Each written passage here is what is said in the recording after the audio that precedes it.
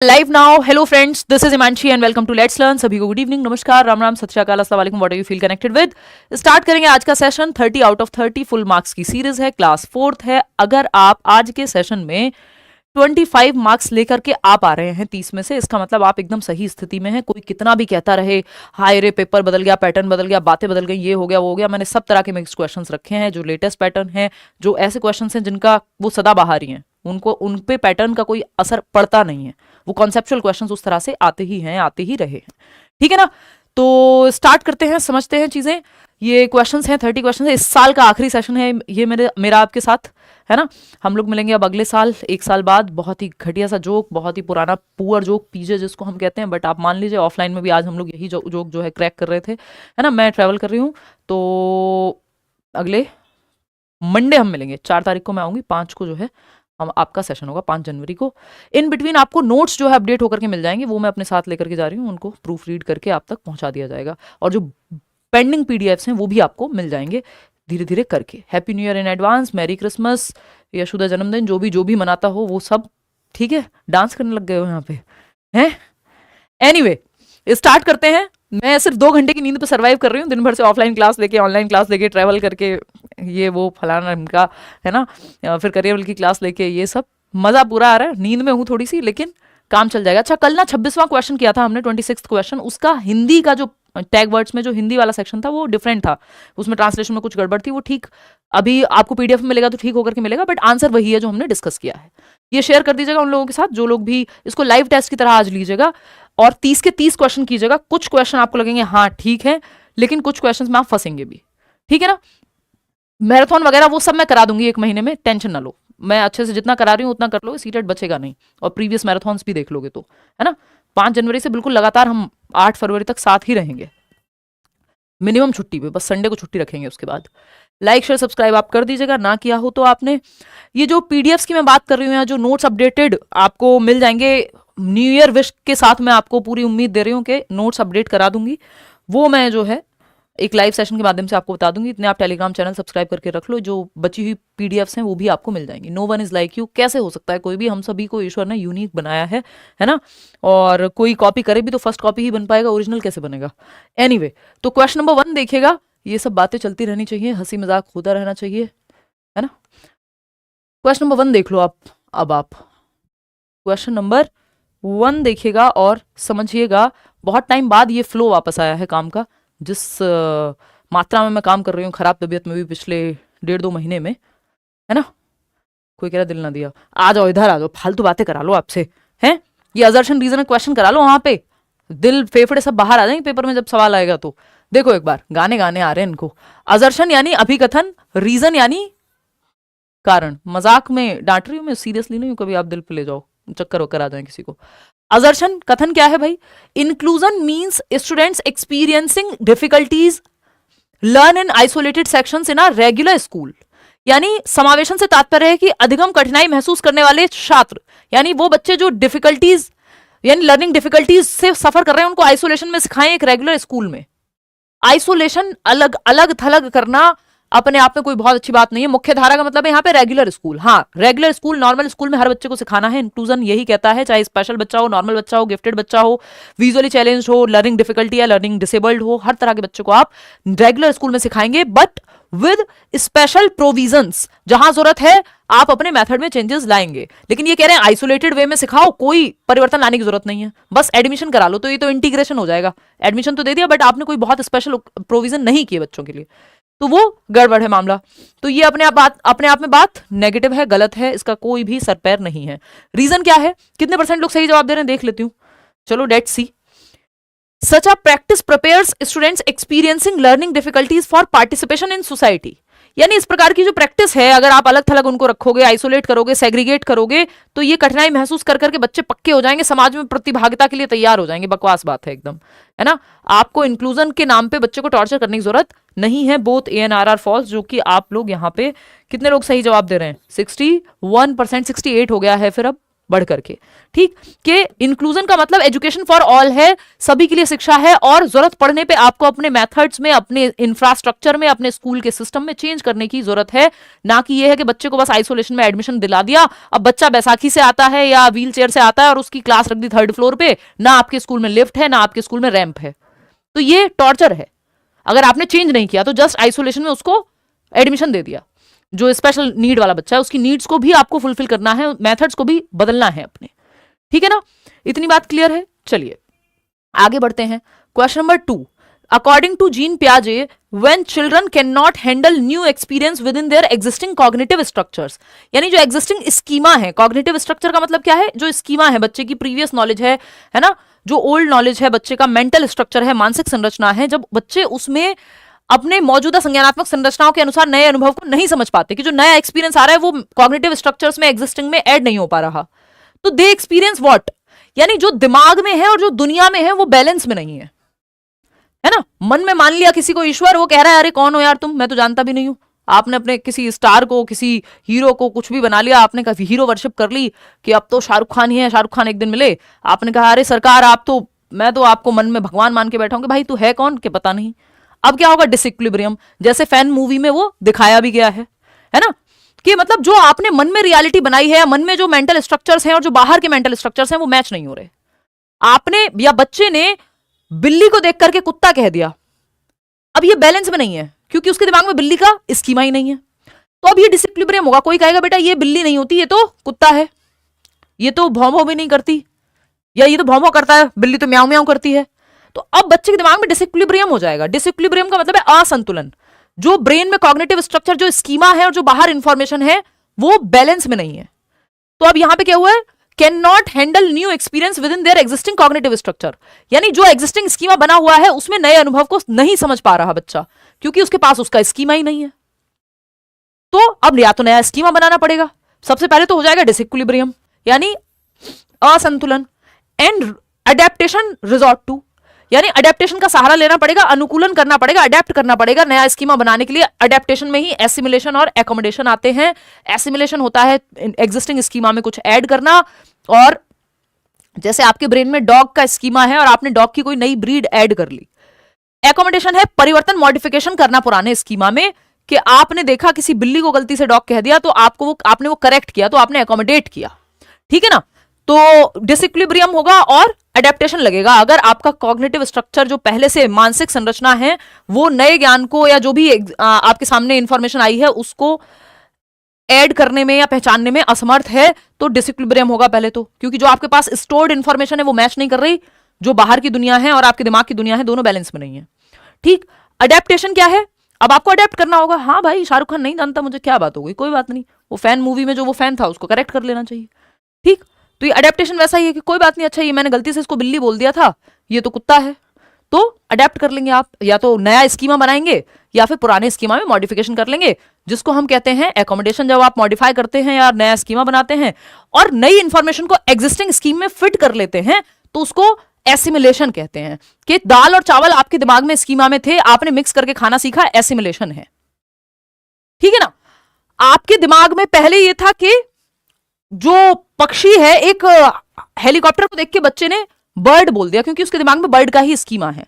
अब वो चेंज करेगा जब कोई उसे बताएगा कि डिसइक्विलिब्रियम हो जाएगा, पहले तो कि उसने बर्ड बोल दिया एक हेलीकॉप्टर को, ये बर्ड तो नहीं है, इसका मतलब जो दिमाग में सेटअप है वो मैच नहीं कर रहा बाहर की रियलिटी से। फिर कोई बताएगा कि ये बर्ड नहीं है, ये हेलीकॉप्टर है, इससे अलग होता है, तो बच्चे के दिमाग में क्या होगा, अब वो एकोमोडेट करेगा, मॉडिफाई करेगा पुरानी इंफॉर्मेशन को। जस्ट ऐड कर लिया तो एसिमिलेशन है, मॉडिफिकेशन हुआ, मैनिपुलेशन हुआ तो एकोमोडेशन है, और ये दोनों आते किसके अंदर है, अडेप्टेशन के अंदर। डिसइक्विलिब्रियम तो ठीक है बट इंटरनलाइज नहीं करेगा, यहां पे भरना दिमाग में कोई भी प्रक्रिया का पार्ट नहीं है। अडेप्टेशन ठीक था बट डिसोनेंस नहीं है, डिसोनेंस यहां पे कोई भी सेंस बनाता नहीं है पियाजे की थ्योरी में। तो first option is the right answer. कितने % लोगों ने सही दिया है, ठीक है, मतलब आप लोग सही जवाब दे ही रहे हैं इसमें, तो बहुत बढ़िया, बहुत खुशी की बात है। क्वेश्चन नंबर 3 देखिएगा एक बार, read the following statements. Assertion क्या है, girls in middle school might often be silent, ये इस बार पूछा हुआ सवाल है। अगर ये भी आपने गलत कर दिया, क्योंकि मुझे सवाल जो इस बार के महत्वपूर्ण सवाल हैं वो भी बीच बीच में आपको कराते रहना है, क्योंकि पैटर्न के टच में रहेंगे आप। अब देखो ये पूछा हुआ सवाल है, इसमें 56% लोग ही है जो सही जवाब दे रहे हैं, बाकी सब तो एम ही कर रहे हैं। टी शर्ट पसंद है, मुझे पढ़ना पसंद है कि आप पढ़ लो और पेपर नंबर ले आओ और फिर आप आओ इंटरव्यू में, हम बैठ के बातें करेंगे, आपको कौन सी टी शर्ट पसंद है, फिर मैं आपसे बातें करूंगी, गिफ्ट दे दूंगी, और बताओ है, पढ़ लो चलो। अगर हम बात करें असर्शन की या कथन की, तो माध्यमिक विद्यालय में लड़कियां अक्सर चुप रहती हैं और कक्षा की चर्चाओं में उनकी गैर भागीदारी हो सकती है। यानी वो टीनेज में है बच्चे, मिडिल स्कूल में वही बच्चे होते हैं ना जो टीनेज में जा रहे होते हैं लगभग, है ना, 14 साल का बच्चा है, 11 से 14 वर्ष के बीच में होगा, 6ठी से 8वीं का बच्चा है मिडिल स्टेज में, तो थोड़ा टीनेज गर्ल्स हैं और वो कई बार साइलेंट हो सकती हैं और नॉन पार्टिसिपेटिव भी हो सकती हैं एक्टिविटीज में, डिस्कशन में। ये रिसर्च है कि जब कोई सवाल पूछा जाता है तो बहुत सारी लड़कियां हाथ ही नहीं उठाती, या लड़कियां लड़कों के मुकाबले कम हाथ उठाती है। ये पूरा सोशलाइजेशन की कहानी है कि हम जेंडर रोल टाइपिंग ऐसी करते हैं, तुम तो शांत रहो, तुम तो ज्यादा मत बोलो, तुम लड़की तो, शर्म तो लड़की का गहना है, ब्ला ब्ला शिट। तो ये सब जो चीजें हैं ये आपकी जेंडर स्टीरियोटाइप को या लड़कियों के इन्वॉल्वमेंट को या उनके पार्टिसिपेशन को कम करती हैं। कहीं ना कहीं सोशलाइजेशन उस तरह से हो रहा होता है समाज में, ये सच बात है ना। इसको हम गलत नहीं कह सकते कि मिडिल स्कूल की लड़कियां थोड़ा चुप रहती हैं कंपैरेटिवली और कई बार पार्टिसिपेट नहीं करती हैं। और कोएड स्कूल है तो फिर तो बहुत सोच समझ के पार्टिसिपेट करेंगे, गर्ल्स स्कूल है तो फिर भी एक बार को वो थोड़ा चाहती हैं कि मतलब कर लेंगे, वो कंफर्ट जोन होगा। रीजन क्या है? Given their genetic makeup, girls are not competent to comprehend and cope up with the challenging curriculum in middle schools. कि मिडिल स्कूल में 6ठी से 8वीं में इतना मुश्किल करिकुलम हो जा रहा है कि वो लड़कियां सह नहीं पा रही हैं, इतना चुनौतीपूर्ण सिलेबस है, सिलेबस के चलते बेचारी बोझ से दब जा रही हैं और उनका जेनेटिक मेकअप तो बिल्कुल नहीं झेल पा रहा। फालतू बात एकदम, कोई जेनेटिक मेकअप की प्रॉब्लम नहीं है, ये स्टीरियोटाइपिंग की प्रॉब्लम है ना। तो ये कहना तो एकदम गलत है। हाँ, ये बात सही है कि पार्टिसिपेशन लड़कियों का कम है कंपैरेटिवली लड़कों की तुलना में, उसका रीजन सामाजिक ज्यादा है, जेनेटिक नहीं है। तो ए तो सही है बट आर सही नहीं है। कितने लोग सही जवाब दे रहे हैं? सेकंड ऑप्शन कितने लोग कह रहे हैं? दे ही नहीं रहे। 28। हाँ, तो देखो आप हालत, इस बार का आया हुआ सवाल है और ये हर बार आता है अलग अलग तरह से। कई बार कह देगा लड़कियों में एम्पैथी कम होती है या ज्यादा होती है इसलिए वो कंफर्मिटी की शिकार हो जाती हैं, ये वो। तो आप इतने आसान सवाल में, मतलब इतना आसान भी नहीं कहेंगे क्योंकि इसमें फंसने की संभावना है, बट जो पेपर में आया हुआ है पिछले साल लेटेस्ट पेपर के क्वेश्चन आपसे अगर सॉल्व नहीं होंगे तो फिर हम क्या करेंगे? कुछ नहीं करेंगे, सीखेंगे, फिर से रिवाइज करेंगे, समझेंगे, कॉन्सेप्ट को क्लियर करेंगे। देखिए, ये कोई जेनेटिक मेकअप नहीं हो सकता। इनइक्वालिटी जहां भी है उसको जेनेटिक मेकअप का आप बहाना नहीं दे सकते, है ना, कि वो तो करिकुलम से डर जा रही हैं, कोप नहीं कर पा रही हैं। इंटेलिजेंस में कमी नहीं है कोई लड़कियों की, ये कोई रिसर्च नहीं कह रही है। Girls in middle school might often be silent, उसके अपने रीजन हो सकते हैं, लेकिन हाँ ये बात सही है।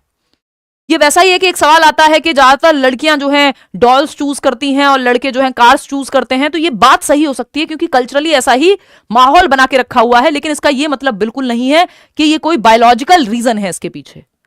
तो बिल्कुल सेम सवाल है, बस भाषा बदल दी है, तो वहां भी यही होगा फिर। ठीक है, second option is the right answer. Question number 4 देखिएगा। एक क्वेश्चन जेंडर पे हर हालत में आना है, 2 भी आ जाते हैं कभी कभी। अब ये एक ऐसा सवाल है जो सदाबहार सवाल है। One of the identical twin brothers is adopted by a socio economically rich family and the other by a poor family.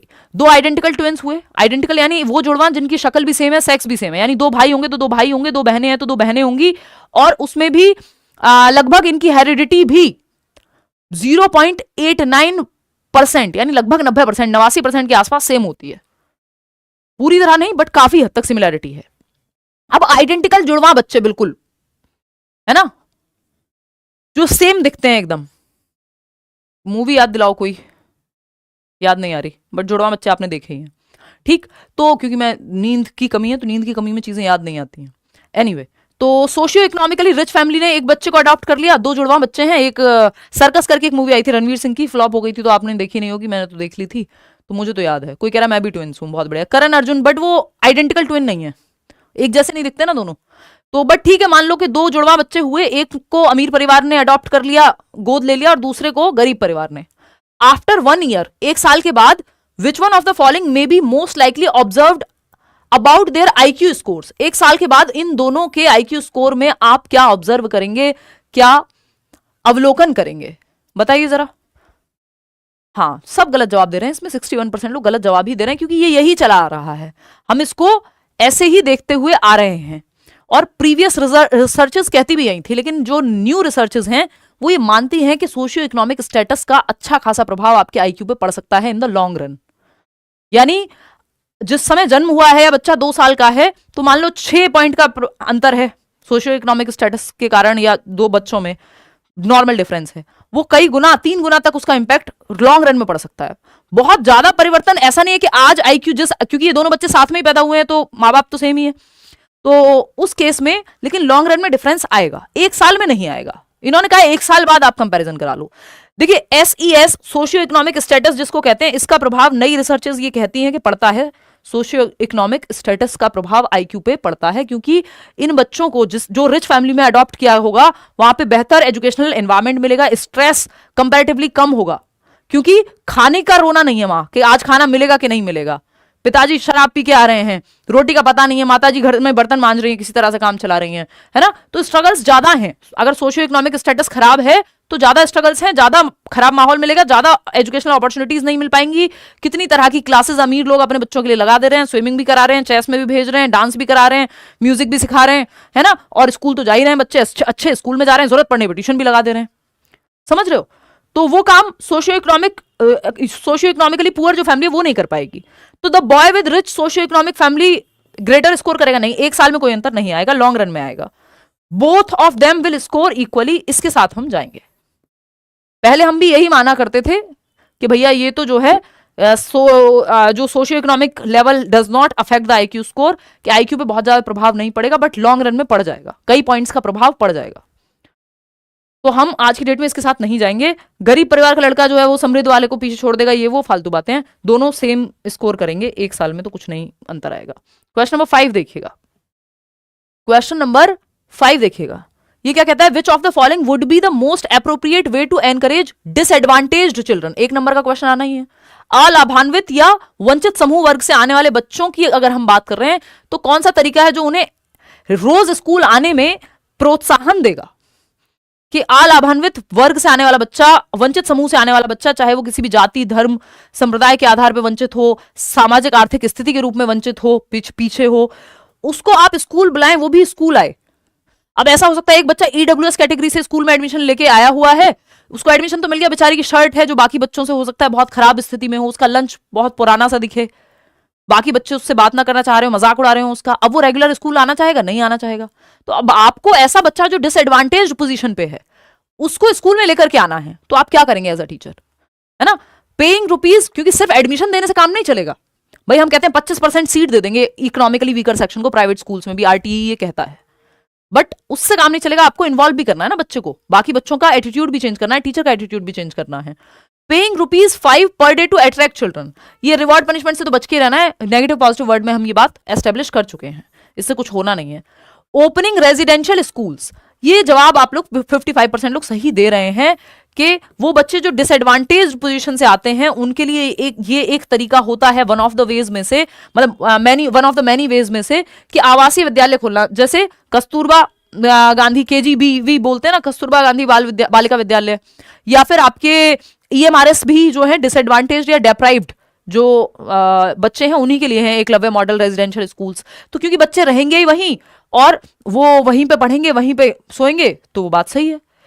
हाँ, कॉन्ग्रेचुलेशंस। चलो, not allowing children to attend school may be made a legally punished offence, ये करने से नहीं होगा। A child collector employed by the school must bring children from homes every day, कि वो जाकर के बच्चे को कलेक्ट करने वाले की एक ड्यूटी लगाएं और वो लेकर के आए बच्चे को। इन सब ऑप्शंस में से सिर्फ सेकंड ऑप्शन ही ज्यादा बेहतर है बाकियों के मुकाबले, ठीक है ना। आवासीय विद्यालय होंगे तो इनकी उपस्थिति अपने आप बढ़ जाएगी, क्योंकि सब बच्चे वहां साथ रह रहे हैं, साथ पढ़ रहे हैं, साथ खा रहे हैं, खेल रहे हैं। क्वेश्चन नंबर 6 देखिएगा, और सुविधाएं भी जो है स्कूल की तरफ से मिल रही हैं। क्वेश्चन नंबर 6 देखिएगा, ये क्या कहता है, ध्यान से पढ़ना है इसको। The upscaling of performance in the scholastic areas on the basis of performance in को scholastic areas can be justified as, यानी अपस्केल कर दिया गया है, the upscaling of performance in the scholastic areas, यानी जो स्कोलास्टिक एरिया होते हैं शैक्षिक पक्ष, पढ़ने लिखने से संबंधित, एकेडमिक्स से संबंधित, जो सब्जेक्ट्स में आप नंबर ला रहे हैं उससे संबंधित, on the basis of performance in को स्कोलास्टिक एरियाज। को स्कोलास्टिक एरिया क्या है, को करिकुलर एक्टिविटीज, स्पोर्ट्स हो सकता है, ड्राइंग हो सकता है, म्यूजिक हो सकता है, पेंटिंग हो सकता है, वॉटेवर। तो बच्चा है जो को स्कोलास्टिक एरिया में बहुत अच्छा कर रहा है, यानी सह शैक्षिक पक्ष को करिकुलर एक्टिविटीज में बड़ा अच्छा है, फुटबॉल बहुत अच्छी खेलता है ना, या विराट कोहली हैं जो क्रिकेट बहुत अच्छा खेल रहे हैं स्कूल में ही, तो टीचर्स ने प्रमोट करने का डिसाइड किया कि स्कोलास्टिक में भी इनको हम प्रमोट कर देंगे या अपस्केल कर देंगे या एक्सेलरेशन दे देंगे। ये बात कैसे जस्टिफाइड है, एक एरिया के बेसिस पे, कि इट एंश्योर्स यूनिवर्सल रिटेंशन, सार्वभौमिक प्रतिधारण, के बस इतना तो बेसिक मिनिमम कर दो सबको, वो बात नहीं चल रही। यहां पे एक एरिया में टैलेंटेड है बच्चा इसलिए दूसरे एरिया में अपस्केल कर रहे हैं। It develops respect for manual labour, नहीं। It caters to individual differences, ये बात हमें अच्छी लग रही है कि ये व्यक्तिगत विभिन्नताओं को पूरा करता है या उनका ध्यान रखता है, व्यक्तिगत विभिन्नताओं का। कि हो सकता है कि बच्चा जो है मैथ्स में अच्छा ना हो बट स्पोर्ट्स में बहुत अच्छा है, क्रिकेट में बहुत अच्छा है, तो स्पोर्ट्स वाले बच्चों को आप देखते हैं कोटा भी मिलता है, कई जगह पे एडमिशंस में भी छूट मिलती है, दिल्ली यूनिवर्सिटी से लेके बहुत सारी जगहों पे, है ना। जॉब्स में भी आप जानते हैं महेंद्र सिंह धोनी जो है टीटी थे, टीसी टिकट कलेक्टर थे, है ना। अभी उनको ऑनरेरी एक पोस्ट मिली हुई है, लेफ्टिनेंट क्या था, लेफ्टिनेंट कर्नल की, कोलोनल बोल देते हैं। तो वो बेसिकली, या ऐसी बहुत सारी ऑनरेरी पोजीशंस आप देखते हैं कि कोई किसी ने मूवी में बहुत अच्छा किया, यानी सिनेमा के फील्ड में बहुत अच्छा किया तो उसको पीएचडी मिल गई, डॉक्टर की उपाधि मिल गई। तो एक एरिया में कोई स्कॉलस्टिक में मान लो अच्छा किया है तो स्कॉलस्टिक में भी कोई पद या कुछ अपस्केलिंग दे दी गई है, क्योंकि इंडिविजुअल डिफरेंस का मामला है। व्यक्ति जो है, अब ऐसा थोड़ी है कि अगर सचिन तेंदुलकर 10वीं पास हैं तो वो जीनियस नहीं हुए, या कोई दुनिया की यूनिवर्सिटी उनको ये कहेगी, मना करेगी कि आप यहां मत पढ़ो, या फिर हमसे अगर कोई ऑनरेरी पोजीशन देनी है तो मना करेगी, नहीं करेगी, क्योंकि ये इंडिविजुअल डिफरेंस का मामला है। एक फील्ड में व्यक्ति ने एक्सेल किया है, बल्कि प्रेफरेंस मिलेगी ऐसे व्यक्ति को जिसने आउट ऑफ द बॉक्स कुछ किया हो। It follows the policy of compensatory discrimination की कोई यहां पे बात है नहीं है सच। आगे बढ़ेंगे, question number 7, which of the following statements about development are correct. विकास के बारे में सही पहलू, सही पक्ष, सही ऑप्शन फटाक से चूज करके जवाब आपको दे देना है, इधर उधर की बात नहीं करनी है, फटाफट से। हाँ, खाली छोड़ दो क्वेश्चन 30 सेकंड के लिए। लो, मैं इसको थोड़ा जूम आउट कर देती हूँ ताकि मुझे खड़े होने के लिए जगह मिल जाए और आपको पढ़ने के लिए। ठीक है जी, अब सही है। चलिए, कमेंट अभी नहीं पढ़ूंगी भाई, किसी का भी डिस्ट्रैक्शन होता है, ऑलरेडी बहुत पढ़ना पड़ता है, हमारा सब्जेक्ट ऐसा है, इसमें बोलना बहुत पड़ता है, कॉन्सेप्चुअल क्वेश्चंस होते हैं, लैंग्वेज का बहुत यूज है। Which of the following statements about development are correct. विकास के बारे में कौन से स्टेटमेंट हैं जो सही हैं, देख लेते हैं। ठीक है, there are individual differences in the rate of development. हाँ भाई, व्यक्तिगत विभिन्नता होती है विकास की दर में, बिल्कुल सही बात है। विकास की गति सभी बच्चों में सेम नहीं होती, स्टेज या पैटर्न सेम हो सकता है, गति सेम नहीं होती। 2-1.5 साल के बच्चे भी सेम गति से नहीं, उनकी हाइट या सारी एक्टिविटी सेम डे पे नहीं शुरू कर देंगे। Cognitive development is determined solely by genetics, ये नहीं कह सकते। एनवायरमेंट का भी रोल है, अगर एक्टिविटी नहीं करेंगे तो प्याजे की तो पूरी स्टेजेस फेल हो जाएंगी। एनवायरमेंट में अगर एक्टिविटी नहीं करेगा दिमाग का विकास, तो एनवायरमेंट भी तो इंपॉर्टेंट है, सिर्फ जेनेटिक्स थोड़ी करेगा। आईक्यू के केस में आप बहुत हद तक कह सकते हैं, लेकिन उसमें भी अच्छा खासा प्रभाव है अगर बाद में अच्छा एनवायरमेंट, सोनली नहीं कह सकते आप, है ना। मेजरली कह दो, व्हाटएवर कह दो, बस सोनली नहीं कह सकते कि पूर्ण रूप से जेनेटिक्स ही है, तो फिर तो एनवायरमेंट बंद कर दो, सारे स्कूल बंद कर दो, सारी एक्टिविटी बंद करा दो, कुछ मत कराओ, बच्चे का दिमाग के विकास पे जोर ही मत दो, अगर ऐसा है तो। Development follows a predictable pattern, आप अंदाजा लगा सकते हो कि बच्चे के दांत निकल रहे हैं, दूध के दांत निकल रहे हैं, या दूध के दांत गिर रहे हैं तो आप पक्के दांत आएंगे, अंदाजा देखते हुए। All domains of development are interrelated, physical, cognitive, social, emotional, विकास के सारे पहलू आपस में जुड़े हुए हैं, तो सेकंड को छोड़ के बाकी सब सही है, फर्स्ट, थर्ड और fourth. Second option is the right answer, जो कि आप लोग 61% लोग दे भी रहे हैं। चलिए आगे बढ़ते हैं, क्वेश्चन नंबर 8 देखिएगा। अकॉर्डिंग टू जीन पियाजे, which of the following are the 4 factors that influenced development. पियाजे के अनुसार निम्न में से कौन से 4 तत्व विकास को प्रभावित करते हैं। देखिए, पियाजे की 4 स्टेजेस अलग हैं, 4 फैक्टर्स अलग हैं। ये मैं बहुत सालों से करा रही हूँ, जब सिर्फ स्टेज की बात करते थे हम बाकी लोग। तो ये 4 फैक्टर्स हैं, ये मैं हमेशा थियरी शुरू करने से पहले पढ़ाती हूँ, या हम डिस्कस करते हैं। आज भी ऑफलाइन में पियाजे हम कर रहे थे तो ये हमने डिस्कस किया था, है ना। ये इनका क्वेश्चन पढ़ लेना यार, क्या कह रही हैं, बता देना कोई सॉल्यूशन हो तो इनको। अभी मैं एक्स्ट्रा कोई सवाल नहीं लूंगी भाई, फिर भी पढ़ लेती हूँ, आपने पूछा है तो। पानी पीते हुए, मैम फॉर्म फिलअप करते टाइम आधार का एक डिजिट गलत हो गया है, करेक्शन विंडो ओपन हुआ बट आधार करेक्शन ऑप्शन नहीं है। अब तो क्या ही कर सकते हो, बाद में एफिडेविट लग जाए, कोई समाधान निकल जाए तो देखो, नहीं तो ये बड़ा ब्लंडर ही है, ये मतलब मिस्टेक नहीं है, ब्लंडर ही है।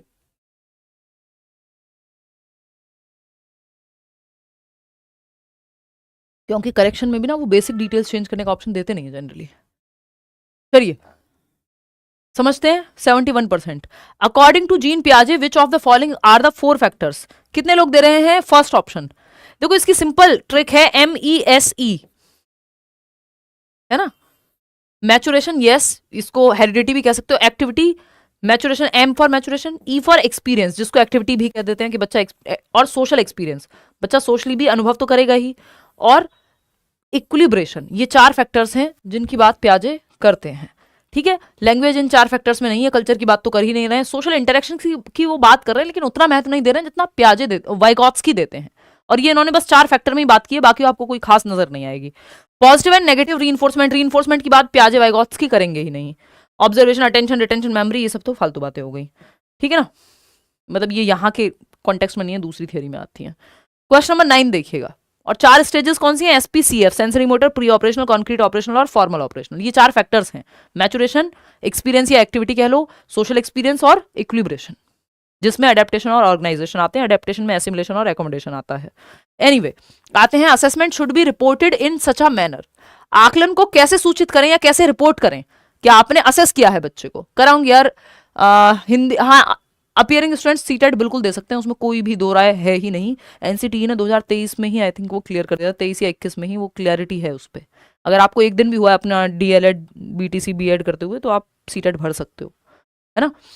अब देखो इसमें सवाल फटाफट से सॉल्व करो, फिर बातें करना। Assessment should be reported in such a manner, कैसे रिपोर्ट करें असेसमेंट को, आकलन को? मूल्यांकन भी नहीं, आकलन कहिए इसको। मूल्यांकन होता है इवैल्यूएशन, वो इससे थोड़ा बड़ा है। असेसमेंट कंपैरेटिवली छोटी प्रोसेस है। It reflects what the students can not do, ऐसा कोई असेसमेंट नहीं है, ये कोई जजमेंट पास नहीं करना है आपको। It specifies the students performance in comparison to others, वो भी अपने आप में यहाँ पे ये नॉर्मेटिव या नॉर्म असेसमेंट की बात नहीं हो रही है, एनआरटी नॉर्म रेफरेंस टेस्ट की बात नहीं हो रही है।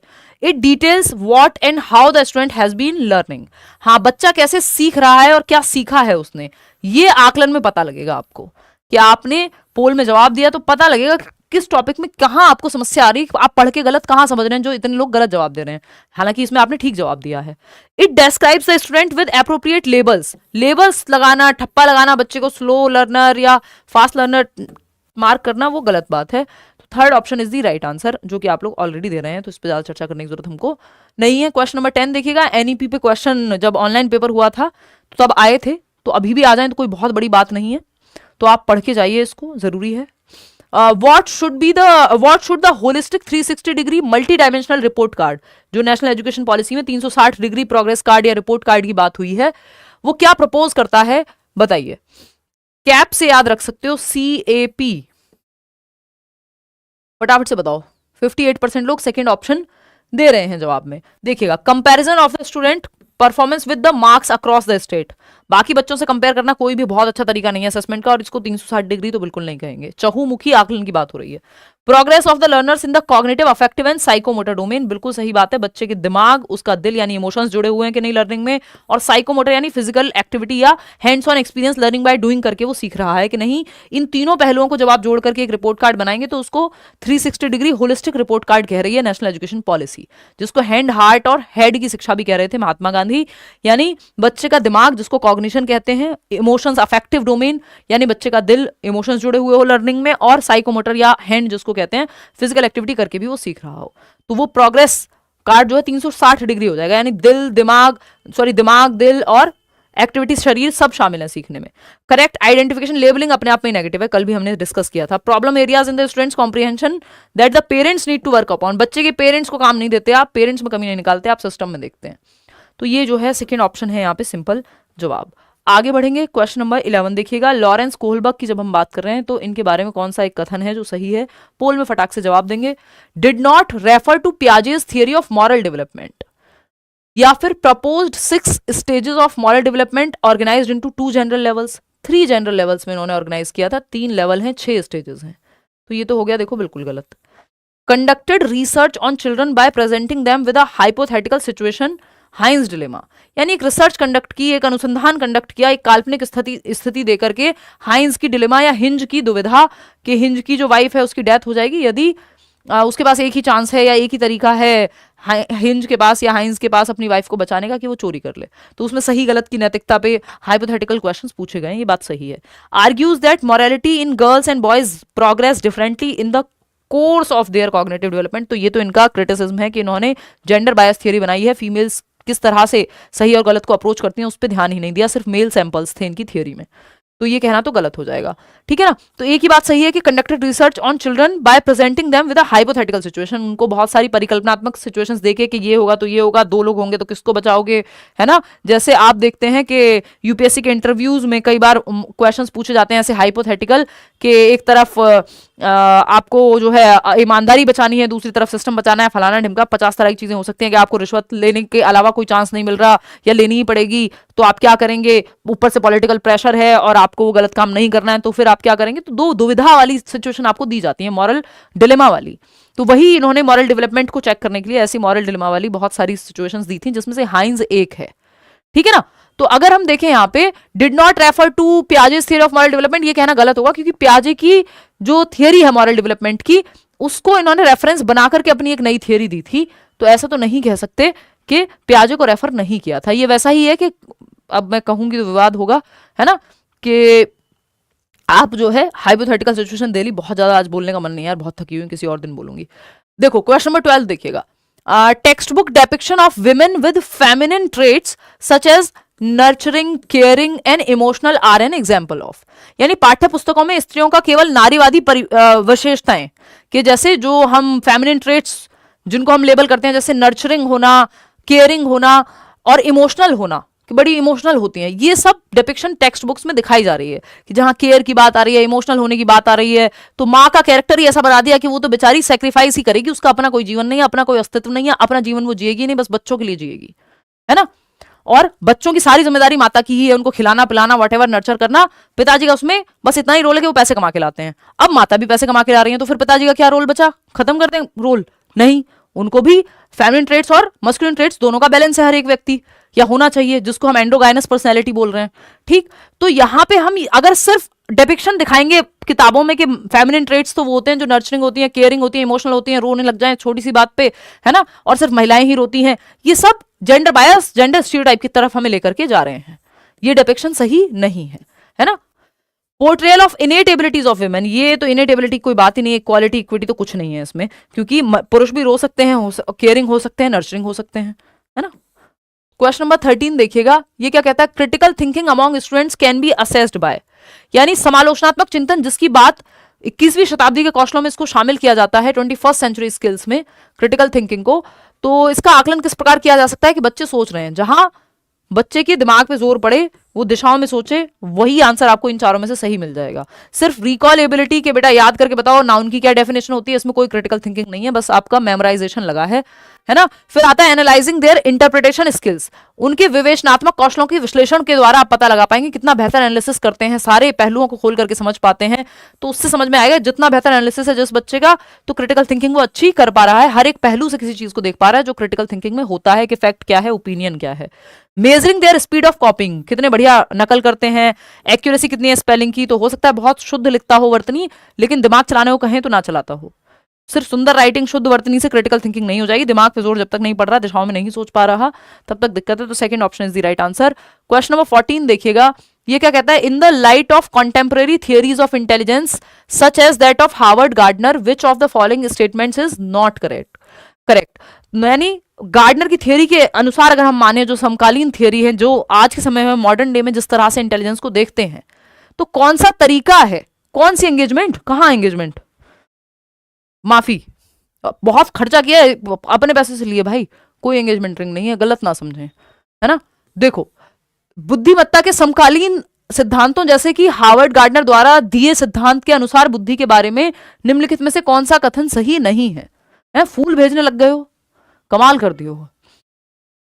मतलब इंसान को अधिकार नहीं है अपनी कमाई से एक अंगूठी पहन ले, उसका मन हो तो।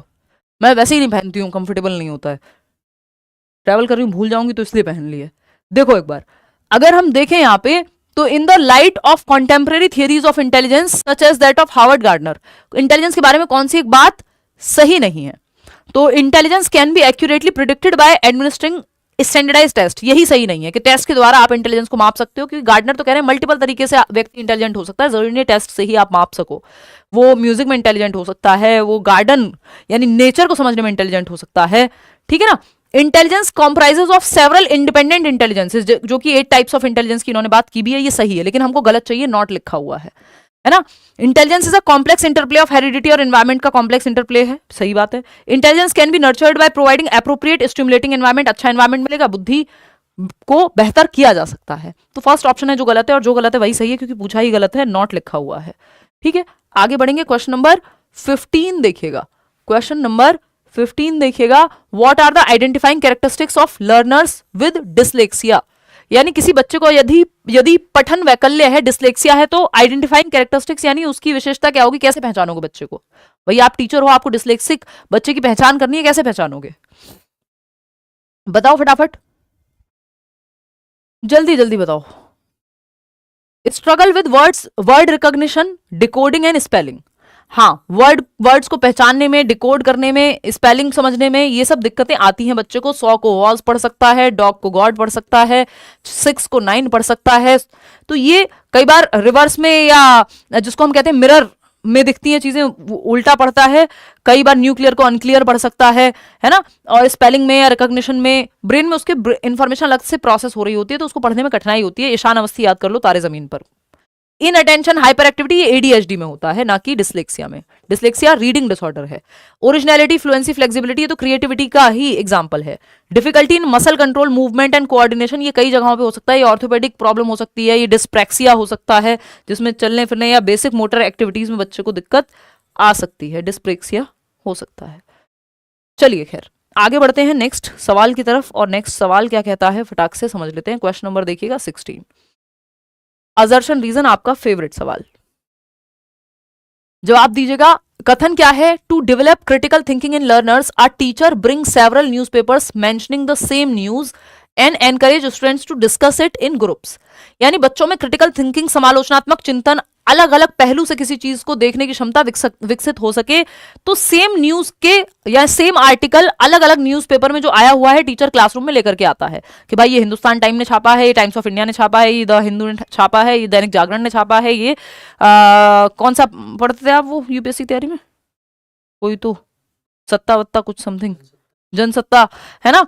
और वो कि ये अमर उजाला में आता है, सेम न्यूज है कि देश में मान लो एसएससी का प्रदर्शन हुआ है, अलग अलग लोगों ने छापा है उसको, अलग अलग आर्टिकल्स आए हैं, परिपेक्ष अलग होगा। या अरावली की जो बात चल रही है, तो वो अलग अलग न्यूज़पेपर में, अलग अलग चैनल्स पे भी आप सेम क्वेश्चन भी देखोगे, तो हर एक टीचर भी अपने तरीके से कराएगा, अगर ओरिजिनल तरीका अपना कुछ है तो।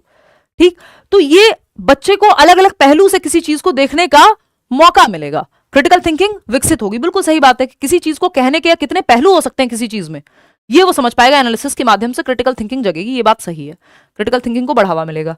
रीजन क्या है इसका, यानी ये तो ट्रू हो गया, रीजन है। अब जब जैसे ये ट्रू हुआ, तो अभी तो कोई ऑप्शन नहीं, हटा ही नहीं सकते, सब जगह ट्रू ही है। Text book can be the only source of knowledge in a middle grade. भाई ये न्यूज़पेपर की कटिंग लाने की जरूरत नहीं थी, अगर एकमात्र सर्वो सर्वा जो है टेक्स्ट बुक ही थी। Text book is one of the resources. D emphasize कराना है टेक्स्ट बुक को, ऐसा नहीं है कि एकमात्र सोर्स बना देना है क्लास में। न्यूज़पेपर की कटिंग से लेके, और आपके फ्लैश कार्ड से लेके, चार्ट से लेके, एक्टिविटी से लेकर के, वीडियोस से लेकर के, क्लिप्स से लेकर के, 50 तरीके से सिखाने के, इंटरनेट के माध्यम से, है ना। एकमात्र तरीका नहीं है, एकमात्र संसाधन नहीं है जो टेक्स्ट बुक है या पाठ्य पुस्तक है, कई सारे संसाधनों में से एक संसाधन है, वन ऑफ द रिसोर्सेज है, नॉट द ओनली रिसोर्स। वैसे भी ये ओनली वाले से तो आपको बचना ही होता है, कल टैग वर्ड्स में भी बताया था, तो ये तो गलत हो गया। तो ए सही है, आर सही नहीं है, तो बोथ तो सही हो ही नहीं सकते किसी भी हालत में, तो ऑप्शन ही एक बचता है, थर्ड ऑप्शन। कितने लोग दे पा रहे हैं, 79% लोग सही जवाब दे रहे हैं। देख रहे हो क्रिटिकल थिंकिंग एक तो आपको डेवलप कराने का एक तरीका पता लगा। क्वेश्चन नंबर 17 क्या कहता है, question number 17, during discussion on plants a teacher noticed that several students have misconceptions related to this concept. In this context the teacher should। भाई आपने चर्चा करते हुए पाया, पौधों का एक टॉपिक चल रहा है और आपने इस पे चर्चा करते हुए पाया कि बच्चों के बहुत सारे मिसकॉन्सेप्शन या नाइव कॉन्सेप्शन या रॉन्ग कॉन्सेप्शन, तो हम उनको नहीं बोलते, ऑल्टरनेटिव कॉन्सेप्शन बोलते हैं, वैकल्पिक अवधारणाएं बनी हुई हैं, सहज अनुभवों के आधार पर उन्होंने अपने पर्सपेक्टिव्स बनाए हुए हैं जो शायद लॉजिकली फैक्चुअली करेक्ट ना हो। तो अब आप क्या करेंगे, डिस्कशन करेंगे, ठीक है ना। Help students identify there misconception and reconstruct their understanding. बच्चों को उनके जो मिसकंसेप्शन बन गए हैं, नाइव कॉन्सेप्शन बन गए हैं, जो साइंटिफिकली ट्रू नहीं है, उनको आइडेंटिफाई करने में, उनको करेक्ट करने में हेल्प करेंगे, पनिश नहीं करेंगे बच्चे को। ये बेकार की बात है। पॉइंट आउट करेंगे straight forwardly and give correct information, rote memorise करा देंगे, ये तो बेकार बात है। अपने आप में नेगेटिव टर्म साफ साफ लिखा हुआ, लेबल करेंगे बच्चे को, ये तो आप आंख बंद करके जो है फर्स्ट ऑप्शन तक पहुंच जाएंगे। 91% लोग सही जवाब दे भी रहे हैं। आगे बढ़ेंगे क्वेश्चन नंबर 18 पर। Should competition be used as motivator to enhance learning? क्या प्रतिस्पर्धा के द्वारा अधिगम को बढ़ावा देने के लिए अभिप्रेरणा के रूप में इस्तेमाल करना चाहिए? यानी कंपटीशन को आप यूज कर रहे हैं एक मोटिवेटर के रूप में कि देखो मैं इससे आगे जाऊंगा, मैं इससे आगे जाऊंगा। टीचर्स ही लगे रहते हैं आपस में, है ना, कि वो वाली मैडम से ज्यादा हम कराएंगे, हम बेस्ट हैं, हम बेस्ट हैं, सब अपने आप में बेस्ट हैं, अपने ही मुंह से मियां मिट्ठू बने जा रहे हैं। ठीक, तो ये जो है should competition be used as motivator to enhance learning, यानी शर्मा जी के बेटे से वर्मा जी की बेटी को कंपीट कराते रहो और इससे जो है लर्निंग बहुत अच्छी हो जाएगी। तो कोई कुछ शॉर्ट टर्म में हो सकता है आपको ये ठीक लगे, लेकिन ये बच्चों को खोखला कर देगी लॉन्ग रन में। अगर आप सिर्फ कंपीट ही करते रहते हैं दूसरों को देख करके ही, तो आप जी नहीं पाएंगे कभी भी। फिर आप में क्या बेहतर है, आप कौन है, ये कभी देख ही नहीं पाएंगे। बस आप कॉपी करते रहेंगे और दूसरे से तेज भागने की कोशिश में एक दिन टाटा बाय बाय फिनिश हो जाएंगे, क्योंकि फिनिश लाइन तो है ही। तो ये कंपटीशन को बढ़ावा देना हम अच्छा नहीं मानते। कल ही हमने बात की थी, कोऑपरेशन को बढ़ावा देते हैं हम, कंपटीशन को नहीं। तो yes it helps to compare, specially school के एजुकेशन सिस्टम में, yes it helps to compare या पेडागोजिकल जो लेटेस्ट वेज हैं उनके अकॉर्डिंग हेल्प करने में मदद करता है। नहीं, यस के साथ तो जाना ही नहीं है। कंपटीशन को हम बढ़ावा नहीं दे रहे हैं यहाँ पे, ये तरीका सही नहीं है। No it creates a negative ethos in classroom through unnecessary social comparisons based on ability. ये क्षमता के आधार पे आप बच्चे पे ठप्पा लगा दे रहे हो और नेगेटिव ईथॉस बन रहा है, नकारात्मक एनर्जी बन रही है क्लास में। बच्चे एक दूसरे को देख के राजी नहीं है, है ना। पता चला किसी बच्चे को धक्का दे दिया, कहीं कुछ कर दिया, किसी बच्चे को नुकसान पहुंचा दिया, क्योंकि कुछ भी करके कॉम्पिटिशन की भावना इतनी ज्यादा है। कट थ्रोट कॉम्पिटिशन, गला काट प्रतिस्पर्धा। भाई आप क्रिकेट मैच भी देख रहे हैं, उसके बाद मैच जब ओवर हो जा रहा है तो दोनों टीम क्यों हाथ मिलाते हुए दिखाई जा रही है?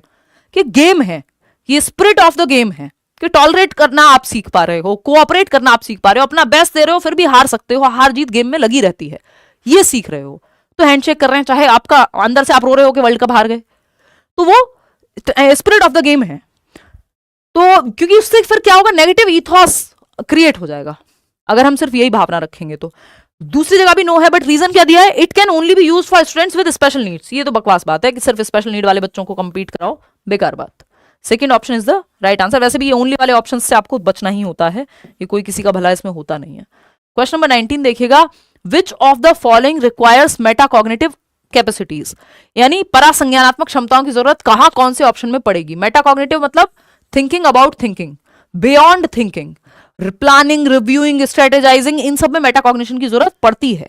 कि आप देख पा रहे हैं कि आप में कमियां कहां हैं, तो उस हिसाब से अपनी स्ट्रेंथ वीकनेस को पहचान करके आप प्लानिंग कर रहे हैं, स्ट्रेटेजी बना रहे हैं, तो ये मेटाकॉग्निशन का यूज कर रहे हैं आप। यानी थिंकिंग अबाउट थिंकिंग, थिंकिंग के भी एक स्टेप परे चले जा रहे हैं। Describing steps of an experiment, reflecting on, ये तो डिस्क्राइब करना है, इसमें तो कॉग्निशन लगेगा कि आपने व्याख्यान कर दिया, विवरण कर दिया। थिंकिंग अबाउट थिंकिंग, कोई एक्स्ट्रा लेवल ऑफ थिंकिंग लगी है इसमें? नहीं, थिंकिंग लगी है बस, जो कि कॉग्निशन का पार्ट है, रिफ्लेक्ट कॉग्निटिव एक्टिविटी है। Reflecting on one's own strategies of solving a problem, जैसे ही रिफ्लेक्ट करने की बात आएगी, प्लान करने की बात आएगी, रिव्यू करने की बात आएगी, स्ट्रेटेजाइज करने की बात आएगी, thinking about thinking, awareness about awareness, ये सब जो है अपनी स्ट्रेंथ को लेके, अपनी वीकनेस को लेके अवेयरनेस की बात आएगी, तो हम कहेंगे हाँ मेटाकॉग्निशन का इस्तेमाल यहां हो रहा है, जो कि 90% लोग सही जवाब दे रहे हैं। Repeating the prescribed procedure of a mathematical operation, repeat करने में कोई कॉग्निशन नहीं लग रहा है, ये तो रट्टाफिकेशन है। रिकॉल करना भी रट्टाफिकेशन है।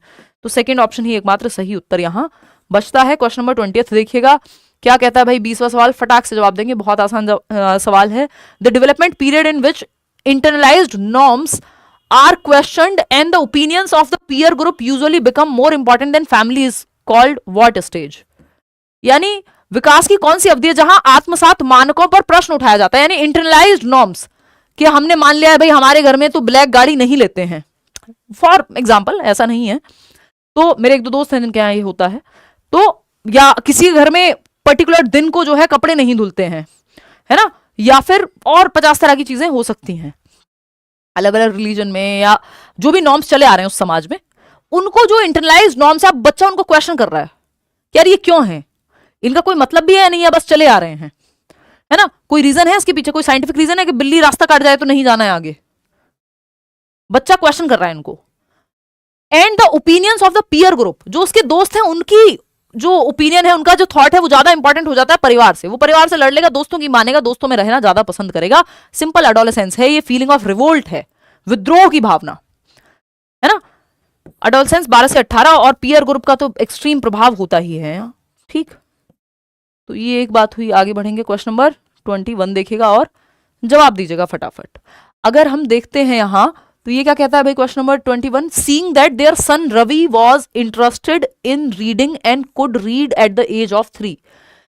पेरेंट्स ने देखा रवि के कि उनका बच्चा रवि जो है 3 साल की उम्र में ही पढ़ना जो है शुरू कर चुका था और इंटरेस्टेड था रीडिंग में, किताबों को देख करके जल्दी पढ़ना शुरू कर दिया उसने। His parents got him a lot of books. अब ये देख करके बच्चे को प्रिडिक्ट किया उन्होंने कि यार ये तो इस फील्ड में अच्छा कर सकता है, तो पेरेंट्स जो है कई सारी बुक्स लेकर के आगे बच्चे के लिए, रीडिंग बुक्स होती हैं, बड़ी बड़ी पिक्चर्स होती है उनमें, है ना। Due to his parents encouragement Ravi's reading was way advanced as per his age. अब पेरेंट्स ने क्योंकि एनकरेज किया, बच्चों को देखा कि क्रिकेट बचपन में किसी ने देखा होगा विराट कोहली को खेलते हुए, तो एकेडमी ले गए।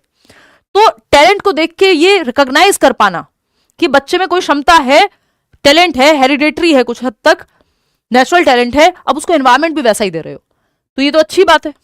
इससे क्या होगा, बच्चा बाकी अपनी उम्र के बच्चों से ज्यादा तेजी से पढ़ पा रहा है क्योंकि उसका इंटरेस्ट था उस तरफ और एनवायरमेंट भी अच्छा मिल गया। इट्स लाइक स्पोर्ट्समैन या स्पोर्ट्स पर्सन बोलना चाहिए। स्पोर्ट्स पर्सन की अगर हम बात कर रहे हैं तो स्पोर्ट्स पर्सन हैं दोनों माँ बाप किसी बच्ची के, और उनका जो बच्चा है, बेटा है या बेटी है, वो अगर उसको थोड़ा एनवायरमेंट अच्छा दिया जाए तो संभावना है, क्योंकि हेरिडिटी से उसके पास क्षमता है और एनवायरमेंट भी अच्छा मिल जाए तो बेहतर कर सकता है। Which principle of development can be inferred from the above example. अब इसका मतलब नहीं है हर एक स्पोर्ट में, फिर उसका इंटरेस्ट भी देखना पड़ेगा किस तरफ है, ठीक है ना। चलिए खैर, अब इस पे बढ़ेंगे आगे और समझेंगे कौन हर्ट हो गया ये। अच्छा, ये कहने से कुछ होता नहीं है पेन किलर, है ना। बहुत बार सिस्टम बदलने की आप कोशिश करते हो और इस चीज का तो कोई भी वो नहीं होता, क्योंकि अगर डेट एक्सटेंड हो गई है अब हम ये कह ही नहीं सकते कि भाई हमारा फॉर्म रह गया था, समझ रहे हो। देखिएगा, सिस्टम ऐसे चलता नहीं जैसे हम सोचते हैं। Which principle of development can be inferred from the above example. क्या, कौन सा प्रिंसिपल है, हेरिडिटी एंड एनवायरमेंट का। ये development is a result of interaction between heredity and environment. बच्चा जल्दी पढ़ने लग गया, दूसरों से तेज पढ़ रहा है अपनी उम्र के बच्चों से, यानी जो विकास की गति है या दर है वो ज्यादा हो गई, क्योंकि हेरिडिटी जो टैलेंट था उसके अंदर जो नेचुरल दिख रहा था और एनवायरमेंट भी अच्छी किताबें ला करके दे दी, तो ये हेरिडिटी एंड एनवायरमेंट दोनों वाला प्रिंसिपल है। क्वेश्चन नंबर 22 देखिएगा। 22वां सवाल क्या कहता है, which of the following statements about socialisation is correct. सामाजिकरण के बारे में कौन सा एक स्टेटमेंट सही है। 1 नंबर में क्वेश्चन आता है सामाजिकरण से। There is a uniform way of socialisation across cultures. Uniform कोई बहुत अच्छा चीज होती नहीं है, बस कपड़ों में ठीक होती है। Socialisation is a complex process in which several agencies influence children during various times in their life span. सामाजिकरण एक जटिल प्रक्रिया है जिसमें कई संस्थान बच्चों के जीवन में अलग अलग समय पे अलग अलग भूमिका निभाते हैं। बच्चों को सामाजिक नियम, कायदे, कानून, तौर तरीके सिखाने के लिए जब वो स्पोर्ट्स एकेडमी में जाता है तो वहाँ के तौर तरीके सीखता है, वो एनसीसी में जाता है तो वहाँ के तौर तरीके सीखता है, वो स्कूल में जाता है तो वहाँ के तौर तरीके सीखता है, नॉर्मल रिश्तेदारों में जाता है तो वहाँ के तौर तरीके सीखता है, दुनिया घूमता है तो वहाँ के तौर तरीके सीखता है, पहनावा सीखता है, खाना पसंद करता है, खाना खाता है, भाषा सीखता है। ये सब सामाजिकरण का ही पार्ट है। बहुत सारी एजेंसीज हैं जो अलग अलग तरह से बच्चे के सामाजिकरण को इन्फ्लुएंस करती हैं। एक कॉम्प्लेक्स प्रोसेस है, कोई सिंपल प्रोसेस नहीं है या लीनियर प्रोसेस नहीं है, ठीक है ना। थर्ड ऑप्शन क्या है, media and family are secondary agency. देखिए, फैमिली सेकेंडरी कभी नहीं हो सकती, मीडिया हो सकता है, तो ये गलत हो गया। Secondary socialisation occurs first when the children learn their individual identity. ये फैमिली में होगा, जब इंडिविजुअल आइडेंटिटी सबसे पहले फैमिली वाला जो सोशलाइजेशन है वो पहले होगा, बाद में जो है सेकेंडरी सोशलाइजेशन होगा, तो ये भी गलत हो जाएगा। तो सेकंड ऑप्शन एकमात्र सही है। कितने लोग सेकंड ऑप्शन सही दे रहे हैं, फटाफट बताओ कितने। 85। चलो फिर तो कोई दिक्कत नहीं है, आप लोग सवाल सही कर ही दे रहे हो। मुझे लगता है थोड़ा और स्पीड में चलेंगे क्योंकि आप लोग जवाब तो दे ही दे रहे हो, और आज का हम थोड़ा टेस्ट के फॉर्म में भी ले जाने वाले थे। मेरा गला बोल चुका है सुबह से, बोल बोल के जवाब दे दिया है, काढ़ा वाड़ा पी के सब कर लिया। अब गला कह रहा है बेटा चुप हो जाओ, बहुत हो गया तुम्हारा, है ना। शादी कब कीजिएगा। अमन पढ़ लो, पढ़ाते हुए अच्छी लग रही हूँ, शादी कब कीजिएगा। फुर्सत नहीं मिल रही है छुट्टी पे जाने की, 9 सालों में पहली बार न्यू ईयर मनाने जा रही हूँ कहीं, है। शादी करा लो। देखो एक बार, विच वन ऑफ द, बहुत खुश दिख रहे हैं ना शादी करने वाले लोग आसपास। Which one of the following is an example of a fine motor skill. आपको पता है GS, gross motor skills, gross to fine जाते हैं, जीएफ सॉरी, गर्लफ्रेंड नहीं है ये आपकी, gross to fine motor skills ये सीक्वेंस रहता है। ग्रॉस मोटर बड़ी मांसपेशियां, आपकी आर्म्स की, आपकी लेग्स की मसल्स जो हॉपिंग यानी कूदने में इस्तेमाल होंगी, तो ये ग्रॉस मोटर स्किल का उदाहरण है। स्थूल गतिक कौशल, है ना। रनिंग, इसमें बड़ी मांसपेशियां आपकी टांगों की और आपकी हाथों की, बाहों की जो आपकी मांसपेशियां हैं वो यूज होंगी। क्लाइंबिंग, आप चढ़ाई कर रहे हैं, आप क्लाइंब कर रहे हैं, कोई पहाड़ पे चढ़ रहे हैं, तो ये भी ग्रॉस मोटर स्किल का ही उदाहरण है। लेकिन राइटिंग, आपकी हैंड आई कोऑर्डिनेशन या आपकी फिंगर्स और आई का कोऑर्डिनेशन जहां लगे, राइटिंग, ड्राइंग, पेंटिंग, स्केचिंग, है ना, सुई में धागा डालना, ये सब, आपके आईलाइनर लगाना, ये सब फाइन मोटर स्किल्स का उदाहरण है, क्योंकि छोटी मसल्स का कोऑर्डिनेशन चाहिए, आपकी आंखों की और आपके हाथों की मसल्स का कोऑर्डिनेशन चाहिए। बड़ी मांसपेशियों का जहां कोऑर्डिनेशन चाहिए उसको ग्रॉस मोटर कहते हैं। ये तो आप आंख बंद कर देखना कितने लोगों ने सही दिया है इसमें, तो 84। बहुत दुख की बात है यार, ये तो 100%, चलो मान लेते हैं गलती से भी टाइप हो जाता होगा, तो 95% लोगों तो कम से कम ये सही देना था। इससे आसान सवाल बन कहाँ रहा है दुनिया में, लड्डू क्वेश्चन था ये, लेकिन आता है एक नंबर में अलग अलग तरीके से। क्वेश्चन नंबर 24 देखिएगा, ये क्या कहता है, in a socio constructivist classroom what all would be a source of knowledge. एक सामाजिक संरचनावादी कक्षा में, जो वाइगॉत्स्की की कक्षा होगी, जहां बच्चे ग्रुप में सीख रहे होंगे, कुछ इंटरेक्शन करके सीख रहे होंगे, समाज के साथ इंटरेक्शन में सीख रहे होंगे, है ना। आपको मेरा मैसेज नहीं दिख रहा, शिवानी नहीं दिख रहा भाई, अब आपने कुछ लिखा नहीं, बस रो रहे हो इसमें, ये दिख गया है। और फटाफट से जवाब दो, और 4-6 सवाल हैं इसके बाद, फिर आप अपने घर और मैं अपने घर, आई मीन अपने अपने घर ही हैं हम लोग, ऑफिस से तो मैं आई गई हूँ।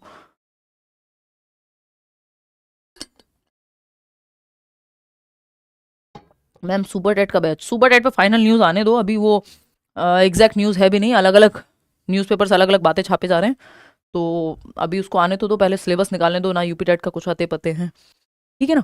देखिए, तो socio constructivist classroom what all would be a source of knowledge, जहां बच्चे ग्रुप में एक्टिव होंगे या समाज के साथ जुड़े होंगे, सिंपल बात, ग्रुप में एक्टिव नहीं भी होंगे तो समाज के साथ किसी ना किसी तरह से सक्रिय होंगे, इंटरेक्शन में होंगे, न्यूज़पेपर्स के माध्यम से, हाँ भाई आपको पता चलता है आसपास क्या चल रहा है, पीयर्स यानी आपके साथी समूह ग्रुप के माध्यम से, यस, टेक्स्ट बुक के माध्यम से भी आपको अलग अलग चीजें पता चलती हैं देश दुनिया में क्या हो रहा है, फोक टेल्स जो आपकी लोक कथाएं हैं, कितनी सारी कहानियां हैं जो चलती हैं, तो उनसे भी आपको समाज के बारे में पता लगता है, और इंटरेक्शन कर रहे हैं, दादी नानी से आप कहानी सुन रहे हैं, तो सोशल इंटरेक्शन भी हो रहा है, ठीक है। न्यूज़पेपर से डायरेक्ट वन वे ना, मतलब ऐसा नहीं है कि 2 वे हो रहा होगा रियल टाइम में, बट इंटरेक्शन तो हो रहा है, दुनिया की खबर तो आपको मिल रही है, चीजें तो आप जान रहे हैं, ऐसी टेक्स्ट बुक या फोक टेल से भी मिल रही है।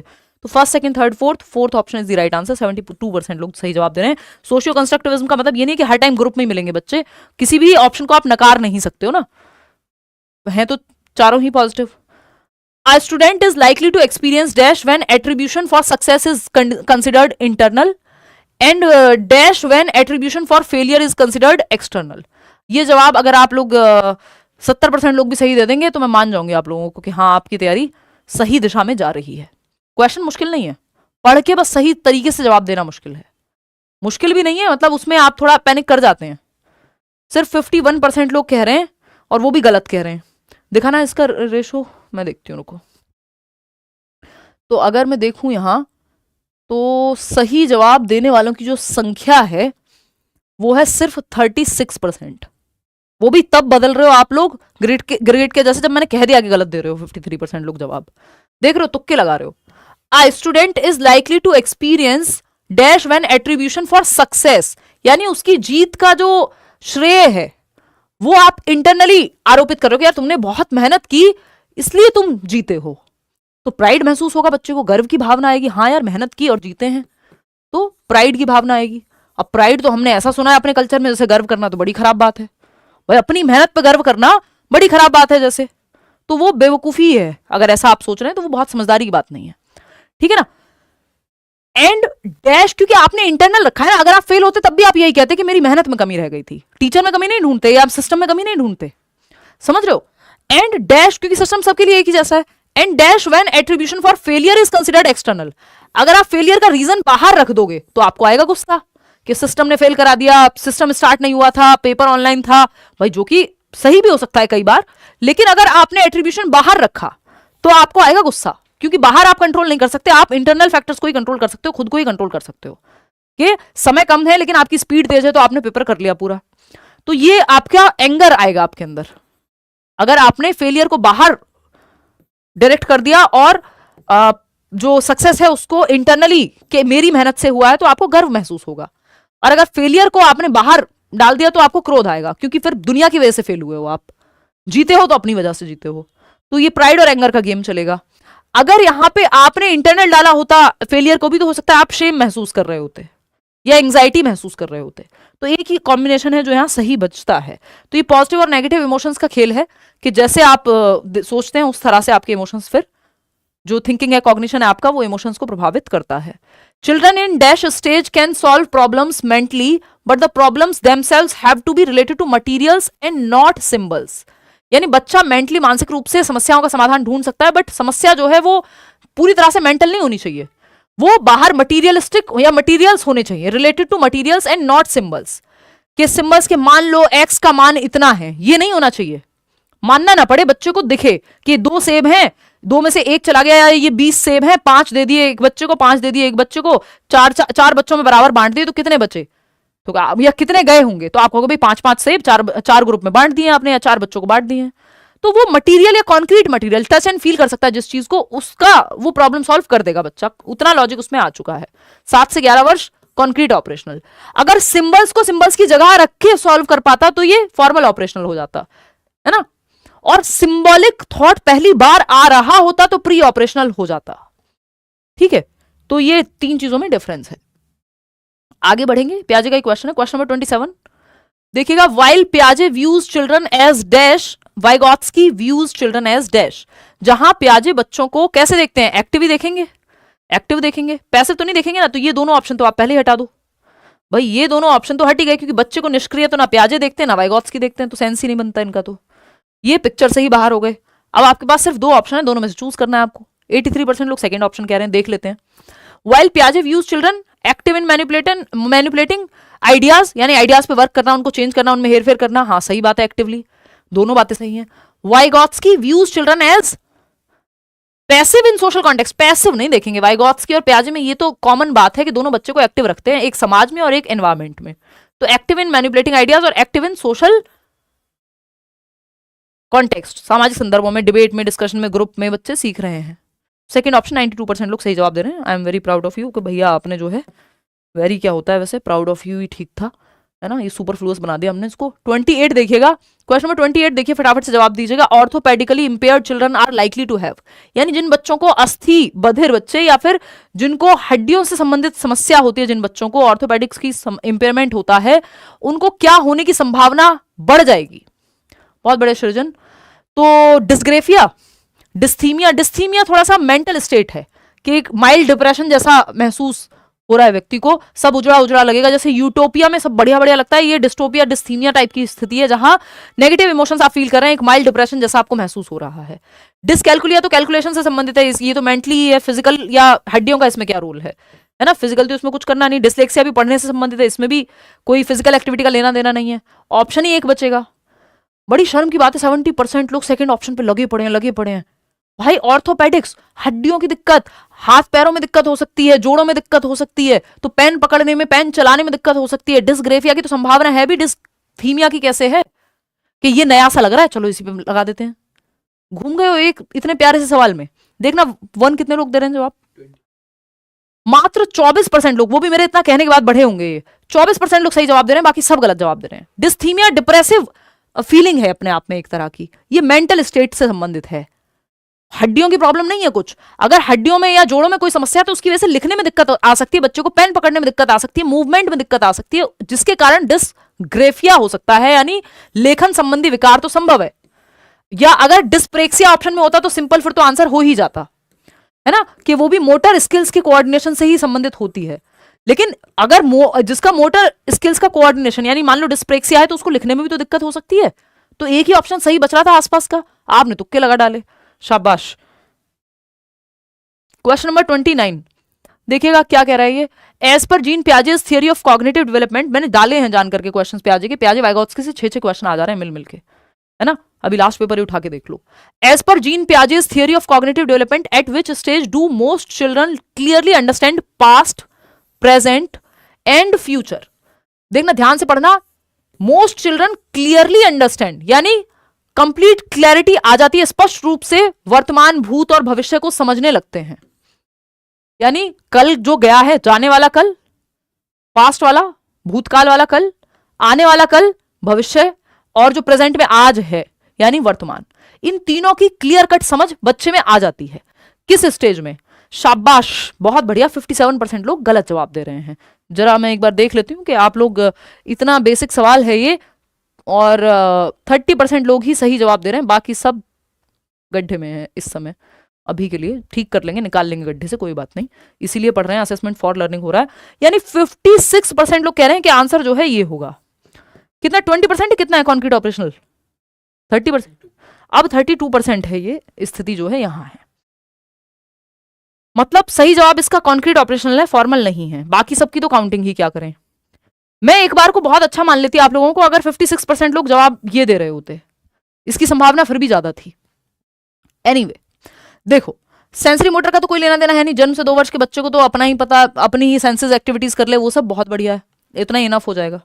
देखिए पास्ट प्रेजेंट की समझ आनी कहां शुरू हो जाती है, बिगिंस तो यहीं पे प्री ऑपरेशनल 2 से 7 में, उसको आइडिया लगने लगता है, बस उतना क्लियर नहीं होता जितना 7 से 11 में क्लैरिटी आ जाती है। अब ये मत कहना 11 से 15 में और क्लैरिटी आएगी नेक्स्ट स्टेज में, यहां आ चुकी है उसको पास्ट प्रेजेंट फ्यूचर की समझ। कॉन्क्रीट ऑपरेशनल में क्लियर समझ आ जाती है। शुरुआत कहां से हो जाती है, तो शुरुआत तो यहीं पे जो बेसिक समझ एक आ जाती है वो 2 से 7 में ही आ जाती है, लेकिन क्लियर समझ जो है वो 7 से 11 में, पास्ट प्रेजेंट और फ्यूचर की। आगे बढ़ेंगे, क्वेश्चन नंबर 30 है, आखिरी सवाल है आज का। अडोलेसेंट्स में एक्सपीरियंस, यानी किशोर अनुभव कर सकते हैं डैश। तभी मैंने कहा था आज 25 नंबर ले आए तो धुरंधर ही हो फिर आप। अडोलेसेंट्स में एक्सपीरियंस मतलब इतना भी कोई मुश्किल नहीं है, बट जैसी हरकतें आप कर दे रहे हो तो कहीं ना कहीं 5 गलतियां कर दोगे, है ना। अडोलेसेंट्स में एक्सपीरियंस यानी किशोर अनुभव करते हैं, 12 से 18 वर्ष के जो बच्चे हैं क्या अनुभव करते हैं, feeling of satiation about life, यानी भर गया, तृप्ति हो गई। मुझे होता है कभी कभी, होना नहीं चाहिए वैसे इस एज में, बट होता है बिकॉज ऑफ सेवरल फैक्टर्स। हो भी सकता है, मतलब होना नहीं चाहिए भी नहीं कह सकते, क्योंकि जो भी मैस्लो की हायरार्की में नीड्स के स्तर हैं काफी हद तक सेटल्ड ही हैं, तो ऐसा लग सकता है कि जीवन के बारे में तृप्ति की भावना, हालांकि भूख रहनी चाहिए, बट ऐसा 12 से 18 में तो नहीं होगा। उसको तो गाड़ी भी लेनी है, बंगला भी लेना है, दोस्तों के साथ फॉरेन ट्रिप पे भी जाना है, सब करना है। 12 से 18 वाले को तो टीनेजर है वो, तो उसको तो नेता भी बनना है, अभी तो करियर में क्या करना है यही नहीं पता, तो तृप्ति कहां से आ गई, है ना।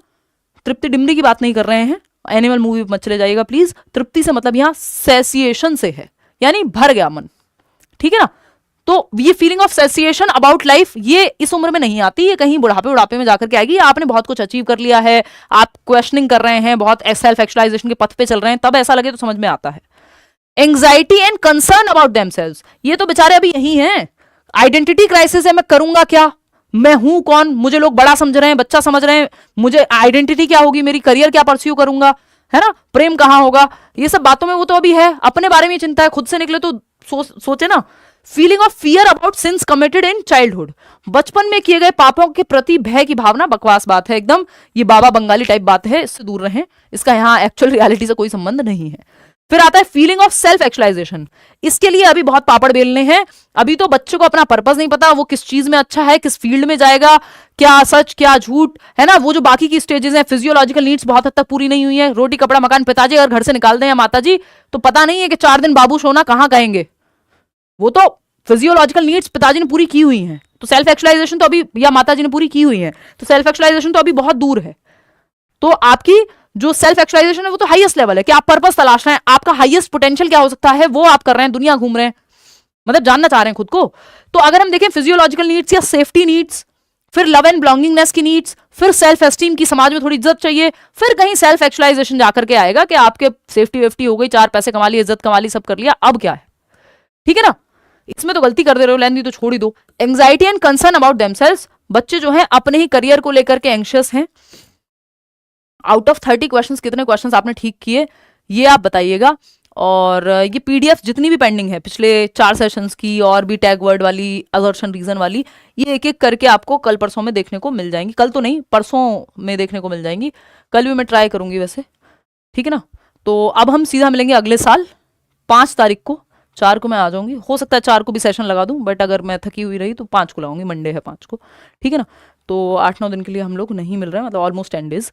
तो ये एक बात हुई, आउट ऑफ 30 क्वेश्चंस कितने ठीक हुए, इतने आप previous sessions, previous marathon sessions, notes ये सब पढ़ सकते हो। और न्यू ईयर पे मैं एक बार लाइव आपके नोट्स जो सीडीपी के फ्री नोट्स हैं वो अपडेट करा दूंगी, वो मैं थोड़ा प्रूफ रीड भी कर लूंगी, तो आप तक वो पहुंच जाएंगे, ठीक है ना। वो मैं अनाउंस कर दूंगी टेलीग्राम चैनल पे। कितने क्वेश्चंस आपके ठीक हुए वो आप कमेंट्स में बता दीजिएगा। 27, 30 में से 30 भी आए हैं, वाह। 24, 16, बहुत बढ़िया, ऑनेस्टली ही लिखना है। Happy new year in advance, merry Christmas. आप सभी जो है अगले साल में जैसे जैसे प्रवेश कर रहे हैं, तो इस साल खुद से प्रॉमिस करके कड़ी मेहनत करें कि एक नौकरी तो ले ही लेनी है, और नौकरी कैसे ले लेनी है? मेहनत हर दिन अगर आप मेहनत कर रहे हैं तो आप खुद में गर्व ही महसूस करेंगे, जैसा कि हम अभी क्वेश्चन जो है पढ़ रहे थे कि जब आप इंटरनल फैक्टर्स देखते हैं कि आपके हाथ में क्या है, आपकी मेहनत, तो आप पूरी कोशिश कर रहे हैं, अपनी तरफ से बेस्ट दे रहे हैं, सही स्ट्रेटजी अपना रहे हैं, मेहनत कर रहे हैं, तो बात बन जाएगी, है ना। ऑल द बेस्ट, मेरी तरफ से बेस्ट विशेस कि आप एक नौकरी देश भर में आपको मिल जाए सरकारी, जिसके लिए आप तैयारी कर रहे हैं। फिर आप अपनी मन चाही भी ले लें, लेकिन पहले एक नौकरी मिलना जरूरी है, उससे कॉन्फिडेंस आ जाएगा आपका। बैंक में जब सैलरी क्रेडिट होने लगेगी, घर वाले भी कहेंगे हाँ ठीक है यार, अब ये खुद का देख लेगा खुद या देख लेगी खुद, तो फिर आप बाकी आपको अपने होम स्टेट में आना हो वो सब आप बाद में करते रह सकते हैं। तो जहाँ मौका मिल रहा है वहाँ फॉर्म भी भरिए, तैयारी भी कीजिए, पेपर भी दीजिए, है ना। ये मत सोचिए पूरी तैयारी होगी तब होगी बात। आपकी वॉइस क्यूट है, धन्यवाद। अभी तो चेंज हो चुकी है पूरी, क्योंकि नींद से बैंड बज जाती है थोड़ी। चलिए आज के लिए इतना ही रखते हैं, मैं अब आपको अगले साल मिलूंगी। Thank you so much, take care. इतने आप प्रीवियस वीडियोस और नोट्स वगैरह देखते रहिएगा। Take care, good night.